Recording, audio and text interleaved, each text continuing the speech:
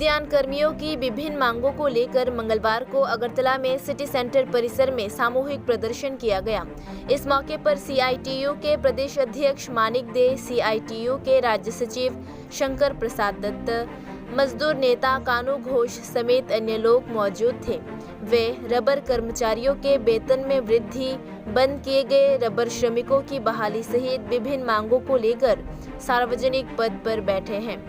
इस अवसर पर बोलते हुए सीआईटीयू के अध्यक्ष मानिक दे ने कहा कि वर्तमान सरकार गरीब श्रमिकों की नहीं सुनती है, वे अदानी और अंबानी की सुनते हैं।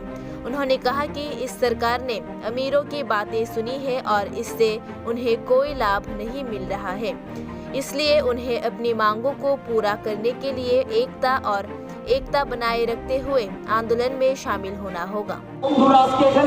दूर दूराন্ত থেকে গ্রামের থেকে এসে আপনারা এখানে আন্দোলনে শামিল হয়েছেন। মনে রাখতে হবে, একটা আন্দোলনের মধ্য দিয়ে আপনার দাবি আদায় হবে না। এই সরকার সেই সরকার না। এরা শ্রমিকের কথা শুনতে চায় না, বুঝতে চায় না। এরা একমাত্র কার কথা শুনে, কার কথা বুঝে, সেটা হলো আম্বানি, আদানি, টাটা, তাদের কথা শুনে। এটা আমাদের সরকার না, এটা গরিবের সরকার না। এই সরকার হলো বড়লোকের সরকার। কাজে যারা শুনতে চায় না তাদেরকে শোনানোর জন্য আপনার ঐক্য, আপনার একতা এবং আপনার আন্দোলন আগামী দিনে তাদেরকে হয় নীতি পাল্টাবে, নতুবা তাদেরকে পাল্টি দেওয়ার জন্য আমাদের লড়াই সংগ্রামকে আরো তীব্র করতে হবে।